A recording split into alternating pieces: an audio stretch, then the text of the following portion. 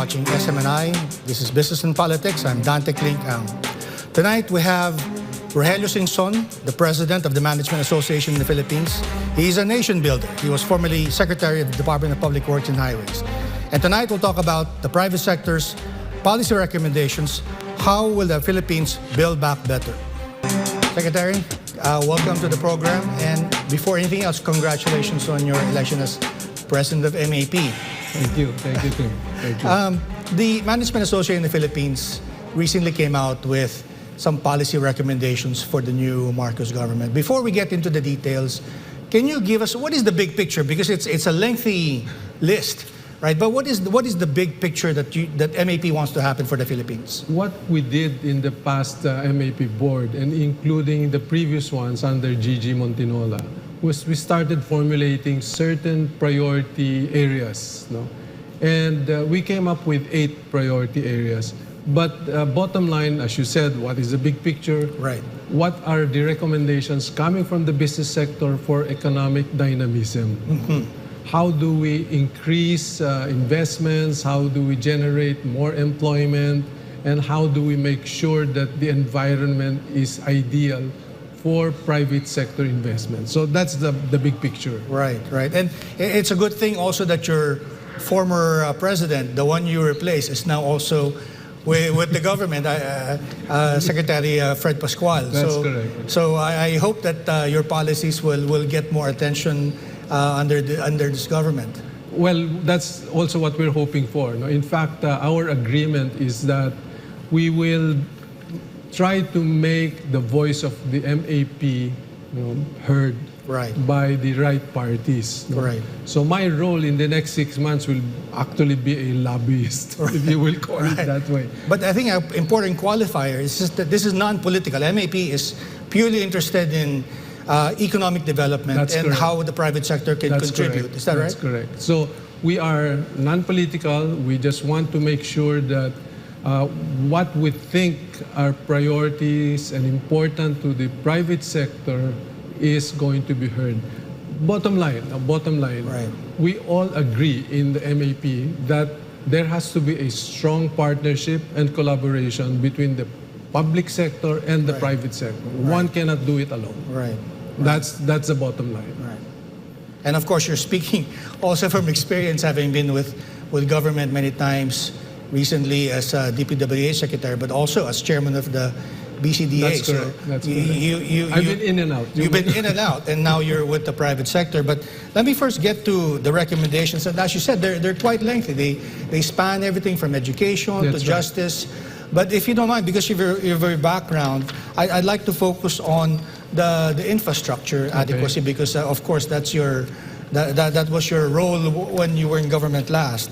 I noticed that there was a lot of attention given to energy and to digitalization. I was kind of looking for the hard infrastructures, but I guess you can't have those unless you have adequate power and modern digital systems. Yes, that's correct. So it's as far as infrastructure is concerned, we said we know how much debt the government already has. Right. No? So what we would like to propose is for the government to pursue more PPP projects. No?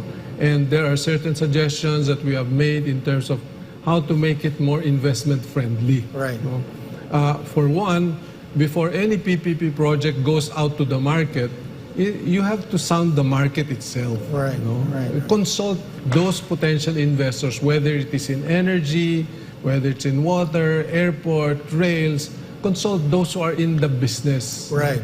Is this something acceptable? Right. Okay. So the other shift that we're trying to make is from the side of government, look guys, let's not use infrastructure PPP as a fundraising exercise. Let's not ask them for a front-end concession fee. Right.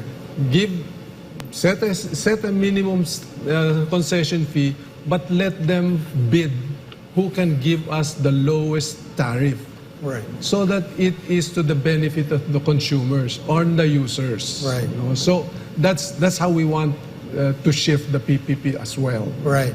But in general, MAP is for continuing the build, Definitely, Right. definitely. In Right. fact, what we're suggesting is if the government can increase its infrastructure spending to at least 5.5 to 6.5% of GDP. No?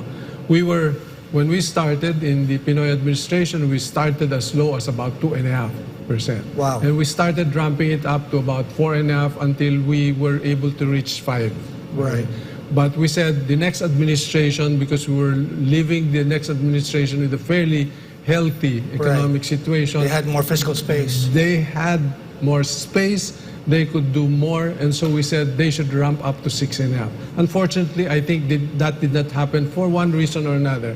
Blame it to pandemic for 2 years and the unemployment, so Right. giving priorities to COVID situation. So that's understandable, but hopefully with the new administration, they can look at ramping up infrastructure spending to maybe 5.5, starting to ramp it up to about 7%. I think Secretary Diokno has already mentioned that. Right, right. And I'm happy to hear it. That's good. And going back to the policy recommendations, Okay. I found it interesting that MAP is also making a push for renewables, and also interestingly, nuclear power. So you guys are, I guess, moving away from the carbon sources of power. Hindi naman, no? We want a balanced economic balance, development with sustainable growth. no? Okay. So we're looking at energy security. Right. No? Because people keep saying we have the highest cost of energy, but Right. if you take out the subsidies from other countries, I was gonna say, one of the things that other ASEAN countries admire about the Philippines is that we took out subsidies. we took out subsidies, That's and this is correct. what Vietnam, I think, is having problems with because Now is that the best time? that's correct. But of course, the other end of that is that as you said, the private sector complains about having the highest That's electricity right, rates that's in the right. Philippines. So we're really looking at a balanced growth and sustainable growth. No? So when I say we were looking at energy security, water security is as important as energy security, and then of course building up on the momentum started on build. Right. With the recent Mandanas ruling, giving more money to the LGUs, they should be able to do a lot more. But when it comes to electricity, of course, nuclear power is a source that can really bring the unit cost very low. Yes. Renewables, however, I mean, they're very popular, but at least in the past, they've been very expensive.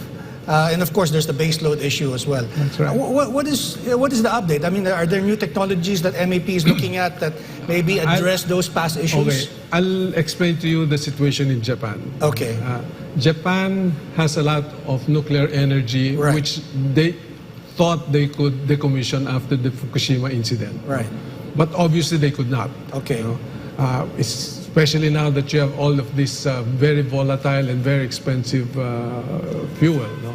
So this trick in Japan is, aside from base load nuclear power, they also have very huge pump storage systems. Okay. What does that do? Okay. The nuclear power since it's a base load, it will Right. continue to run. If it's 2,000 megawatts, 2,000 megawatts, night and day.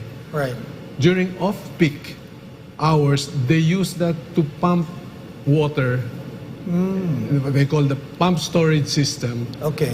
that you use so that you store the energy in terms of water and release it during peak hours. I see. Okay. So this is similar to what the system we have in Caliraya. But it's small compared to Right. Japan and other countries. They have 2,000 megawatts of pump storage. Right. Wow. That's what is Wow. keeping them afloat, Wow. without relying on LNG or Right. gas at this point. No. Wow. So the more they cannot decommission this nuclear at this time. I see.